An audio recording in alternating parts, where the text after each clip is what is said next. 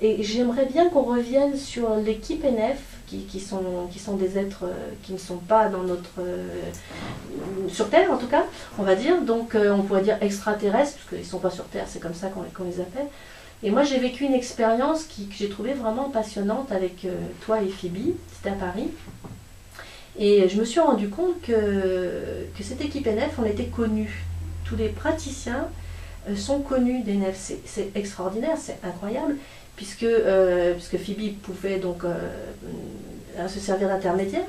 Et je me suis rendu compte que pendant l'expérience, elle pouvait même connaître les gens qui étaient formés par nous. C'est quand même pratiquement incroyable. On a vraiment l'impression que c'est multidimensionnel. Cette multidimensionnalité, est-ce que c'est propre à NF ou pas? Mais en tout cas, j'ai l'impression c'est très puissant. Alors, oui, tu touches à quelque chose qui est très subtil et qui nous dépasse. Je savais depuis le départ, parce que j'avais vu qu'on était totalement libre. Donc je savais que ces êtres avaient des moyens de connaître effectivement tous ceux qui étaient formés, tous ceux qui recevaient des soins, et j'ai pu vérifier qu'effectivement c'était le cas. Mais ce qui est important, c'est de savoir quelle était la motivation. C'était une motivation d'amour et rien d'autre. Et ça, c'est fondamental. C'est pour ça que j'invite, parce que souvent quand on parle comme ça de guide ou d'être, ça peut faire peur. Or, depuis le départ... C'est là que je voulais t'emmener. Et oui. Et depuis le départ, j'ai été toujours dans une confiance. Ouais. Une confiance vraiment d'enfant confiant. Et je peux te dire, Christine, j'ai fait plus de 2000 soins sur prise de rendez-vous. Je ne parle pas d'autres soins que j'ai fait, des soins à distance. C'est pour ça que je disais 3-4 000, moi c'était le chiffre que j'avais en tête. Mais c'est parce que c'est la vérité sûrement. Mais... Ok. J'ai fait plus de 2000 soins sur prise de rendez-vous. Je n'ai jamais vu quelque chose de négatif. J'ai quelqu'un qui pouvait avoir très envie de dormir après, aller se coucher, mais il pouvait le faire. Au contraire, une autre personne devait travailler, elle avait son travail, elle pouvait le faire. Je n'ai jamais vu quelqu'un me rapporter quelque chose qui l'avait vraiment gêné. Il pouvait y avoir une petite peur, c'était très rare. Le lendemain, un petit symptôme avait été prévenu, c'est très rare, mais ça passe. Et d'ailleurs, depuis le départ, dès le départ, eux-mêmes m'ont dit, vient maintenant la question de savoir si ces soins sont toujours positifs. Et j'ai bien aimé la réponse. La réponse n'est pas oui ou non, c'est avec une humilité incroyable, nous percevons que la réponse est oui. Nous percevons que la réponse oui, ces soins sont toujours positifs. Et là encore une fois, il y a un amour, un respect de la personnalité humaine, de la personne, et j'ai vu cet amour partout. Et si justement j'ai été choisi pour être le précurseur, pour apporter cela, le dépositaire, au départ, parce qu'après ça je m'en vais. Moi. Après tu passes, ouais, tu as un rôle de passeur. Okay, et puis ça ne me concernait pas, ça ne m'appartient pas la méthode NF, c'est pour ça que je n'impose rien à personne. Tout à fait, mais c'est important. Mais si j'ai été appelé à ça, c'est parce que j'avais ce sens d'amour, de présence, où chaque personne qui vient est infiniment sacrée. C'est sacré. Une personne humaine, c'est sacré. C'est tout. C'est tout. Voilà. Il n'y a pas à discuter, c'est sacré. Et alors, donc, on me dit, est-ce que vous pouvez m'aider? Et là, je veux dire que cette question-là, parce qu'on se la pose, tout le monde se la pose, eh bien, la réponse est facile. Je vais dire, écoutez votre ressenti. Et en général, je sens oui. Je dis, voilà, je sens oui. Mais je ne vous promets rien. Et puis, si je ne sens pas, ça ne se fait pas. La personne ne vient pas, ça ne se fait pas. Là, c'est très important. Donc, c'est comme si tout est beaucoup plus fluide qu'on le pense. On n'a pas à se casser la tête. Alors, ce que je suis en train de dire, il y a des praticiens des méthodes qui l'ont capté, qui le vivent dans un lâcher-prise très fort.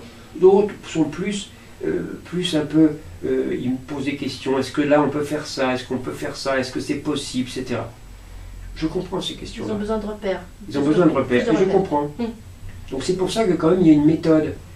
Parce qu'évidemment, on donne des gestes types, on propose des séquences de gestes, mais on va dire, écoutez votre cœur, faites ce que vous sentez, Et surtout, surtout, en premier, soyez dans l'amour, c'est-à-dire dans l'accueil. Parce que l'amour, c'est pas faire plaisir. L'amour, c'est accueillir l'autre qui vient, et s'accueillir soi-même. Et à ce moment-là, entre, on va dire, le patient et le praticien, le patient et le praticien ou la praticienne, eh bien, il y a une relation amoureuse que j'appelle. J'aime bien ce terme-là, parce que c'est vraiment général. On peut dire qu'on peut être amoureux de la vie entière, de chaque être sur cette planète, de chaque animal, de chaque être humain. C'est dans ce sens-là que j'emploie ce terme amoureux.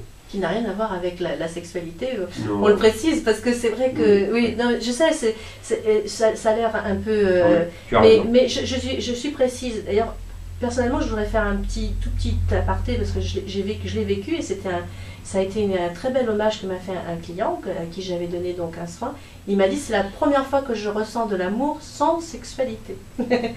Alors, voilà, ce sont vraiment des soins, on tient à le préciser quand même pour ceux qui nous écoutent, où il n'y a pas du tout ce côté sexualité, évidemment, et c'est de l'amour pur. Et je nie pas la sexualité. Les guides m'ont précisé, un être humain est sexué. Donc, évidemment, quand on touche à l'énergie, il y a certains parlent de chakra, bon, on n'a pas besoin de savoir ça. Et le deuxième chakra, le premier chakra, c'est le chakra de la base, le deuxième chakra, c'est le chakra sexuel. Et effectivement, tout le monde est sexué sur cette planète. On a un corps masculin ou féminin. Ça fait partie d'un tout.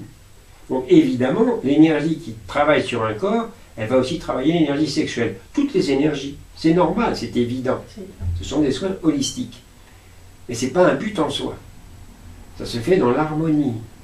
C'est un rééquilibrage pour justement permettre une vie harmonieuse, ou quand c'est pour tel ou tel individu, une heure d'être plus sexuel qu'à un autre moment, ok, ça sera à un autre moment, ça sera autre chose. Et tout est fait pour vraiment un vrai rééquilibrage, parce que l'harmonie c'est simple.